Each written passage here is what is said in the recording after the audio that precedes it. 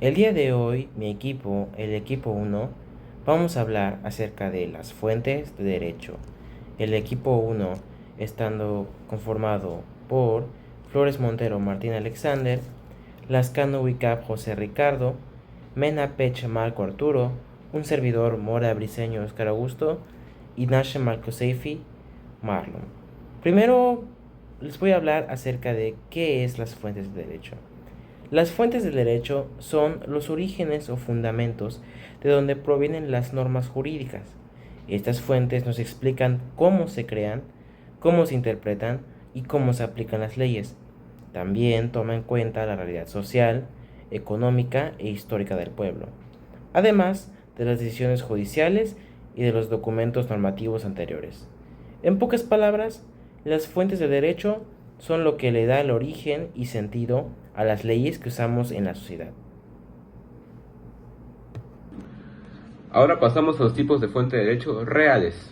Estas son situaciones que se pueden determinar en base al contenido de una norma jurídica o se adapta a la realidad del pueblo y su realidad social, económica o cultural. De ejemplo tenemos la Ley General de Acceso a las Mujeres a una Vida Libre de Violencia, publicada en el 2007. Esto debido a los altos índices de violencia de género y los feminicidios en Ciudad Juárez durante los años 90 y a los principios de los años 2000. Bueno, ahorita vamos a hablar sobre las formales. Primero está la legislación, que es el proceso mediante el cual el Congreso de la Unión, compuesta por la Cámara de Diputados y la de Senadores, crea las normas jurídicas. Para que una ley se forme, se siguen 6 etapas, que son la iniciativa, discusión, aprobación, sanción, publicación e inicio de la vigencia. Otra fuente es el costumbre, que consiste en una práctica repetida dentro de la sociedad y que llega a ser considerada obligatoria. Funciona como fuente supletoria, es decir, sustituye la ley cuando ésta no existe. Por ejemplo, la justicia por mano propia en algunas comunidades, aunque en ciertos casos incluso puede ir en contra de la ley. También tenemos la jurisprudencia, que es la interpretación que hacen los tribunales sobre la ley. Cuando la Suprema Corte establece jurisprudencia, esta se vuelve obligatoria para todos los tribunales inferiores. Hay dos tipos de jurisprudencia, que son la interpretativa, que básicamente pues interpreta la ley, y la integradora, que pues cubre vacíos legales y se da cuando se da la misma interpretación en 5 casos legales.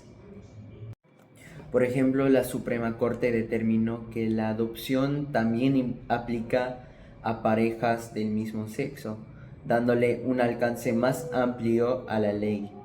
O en el caso de contratos electrónicos donde no había regulación expresa, la Corte estableció criterios que llenaron ese vacío legal. El tipo de fuente histórica son los documentos antiguos que sirvieron en algún momento y que ahora, aunque ya no sean vigentes necesariamente, sirven como modelo, guía o como base para la construcción de nuevas leyes, nuevas normas jurídicas. Estas contenían disposiciones jurídicas, que son las mismas que nos ayudan a poder ahora crear nuevas. Estas pueden ser libros, escritos, tratados o hasta periódicos. Por ejemplo, la Constitución de Cádiz de 1812, aunque ya no sea vigente, sirvió de inspiración para crear constituciones mexicanas posteriores a esa fecha, que obviamente van cambiando con el tiempo, ya que ésta introducía principios como la soberanía popular y la división de poderes. Doctrina. Son aquellas normas jurídicas creadas a partir de trabajo y aportaciones de especialistas en derecho. No son obligatorias por sí mismas, pero influyen en la interpretación, aplicación y creación de leyes formales.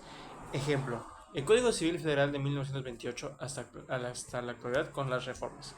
Se nutrió de doctrinas del derecho romano y del Código Napoleónico y de juristas mexicanos de la época. Principios generales del derecho. Son ideas o reglas fundamentales que sirven como base del sistema jurídico y que orientan la interpretación y aplicación de las leyes. Cuando no existe una ley o costumbre que resuelva un caso, los jueces pueden recurrir a esos principios para impartir justicia. Ejemplos: el que afirma está obligado a probar. Nadie puede ser juzgado dos veces por el mismo hecho, y el que causa un daño está obligado a reparar.